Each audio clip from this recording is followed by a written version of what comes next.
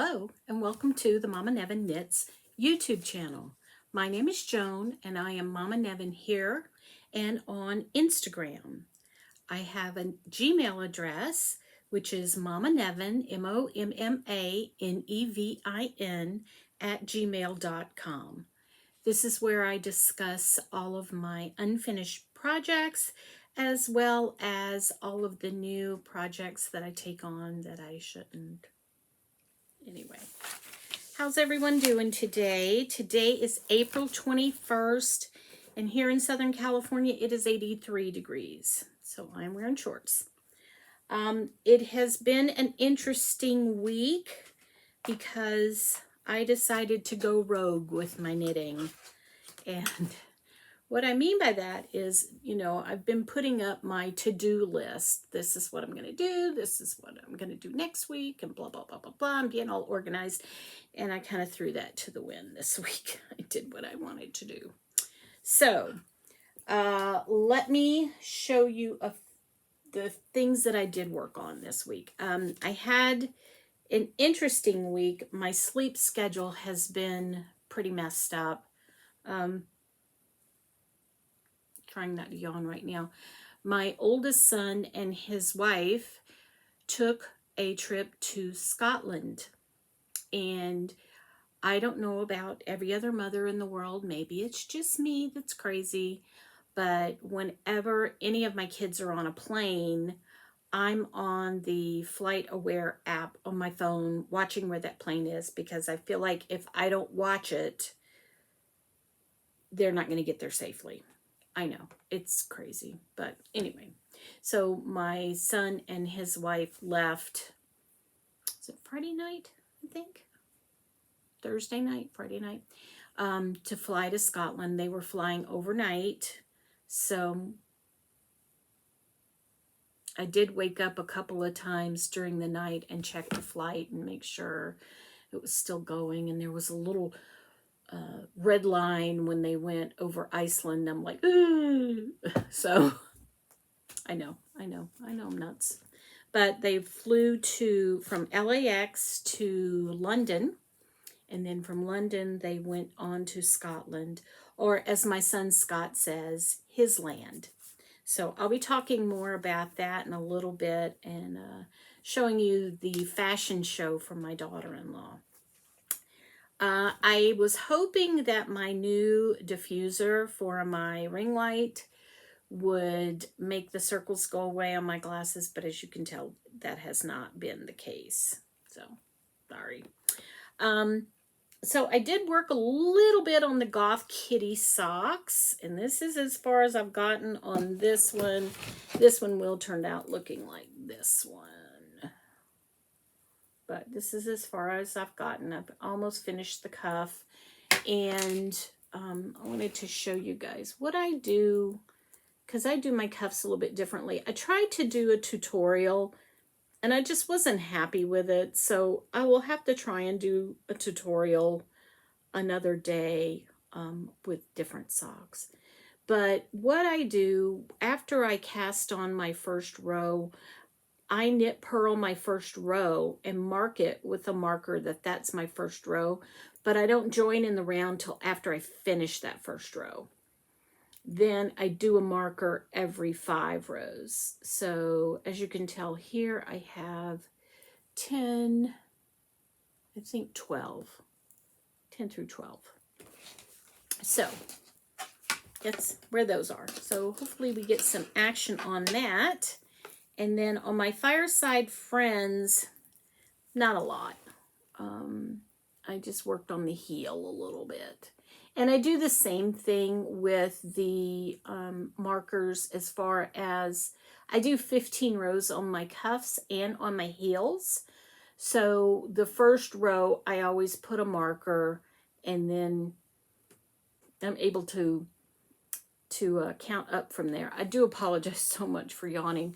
Again, my sleep schedule has been so messed up because once they got to Scotland, my son texted me at 3:30 in the morning. So, and I don't know about everybody else, even though he's 30 years old, you know, he's my baby, and when they text you in the middle of the night, you're awake. So, all right, my big activity this week, what I've been giving all my attention to, is this. And what this is my audition for a weather blanket. And each one of these squares is a day. And I do the high temperatures at the bottom, the low temperatures next to it. So it's just a two-tone mitered square. And that is a Knitpicks tutorial. So it is in YouTube. I will try and link it below. But that's what that's from. And then I went over to Ladybug Laboratory, and she has tutorials on how to get the black edge, and then also how to get these finishing pieces so that you can wind up with a square edge blanket. So not necessarily a square, but a square edge. So that's that. I have been using all my time on this. So that's where we are. I don't know if I'm going to do a weather blanket next year. I've just about decided to give myself permission to start using all my really good yarn, because who knows if I'll ever get to use it if I don't. So I'm going to dive into some of my yarn that I've been saving. So next week, I'm going to try to get back to the to-do list somewhat. However, it's going to be heavy on the socks, I think, because Kay at the Crazy Sock Lady has made the announcement that there will be sock camp this year. Now, while I participate in sock camp, I'm more of a lurker. I'm probably not going to post any projects or anything like that. But if you want to post projects and get in for some of the prizes, you can go over to her YouTube channel and get all of the information for how to do that. Also, I probably am going to make a special camping bag for the thing, and I think I'm going to make 2 of them, and one will be a giveaway to my listeners. So, all right, that is all of my projects. So if you're only here for the projects, bye. I do have big news though. Big news. Pirate is getting his own yarn color. I know. So here is, let me get this so I can show it. Chicken Lady Fiber Arts is dyeing a special pirate color. Here we go. And it is available now, I believe. And I just love it. She got the coloring of his spots perfect. She got his eye color perfect. I'm just so excited about that. And the pink of his little pink tongue. So I have ordered quite a few. I ordered 3. So I'm going to keep at least 1, maybe 2. And I'll be having a giveaway with the other one. So I think I'm trying to wait till I get to 100, but my subscribers are not increasing. So I don't know. I don't know what to do about that. I don't know if I really want to chase that star, or if I just want to be happy with who I have. So I got a really nice card this week from Joyce, and it was really lovely. Thank you so much, Joyce. All right, my yarn that I purchased from where did I say it was from? Lithuania, I think. It's still in Belgium. I think it may have taken up residency in Belgium. I don't know if I'm ever going to see it. We'll see. All right. The puppies. Chips came over to visit this week, and she tried to jump in the pool, and we had to say, no, you can't jump in the pool. You have to get out. Anytime she gets a chance to get in the pool, she's getting in the pool. So we had to be the bad guys and say, no, you can't jump in the pool. And one of the reasons why is because in Southern California, it's really bizarre. But unless you have a heater on your pool is too cold to swim in. I know that's crazy, but it's true. Our pool, the only time we were ever able to use it before we put the heater in was like at the hottest part of the summer.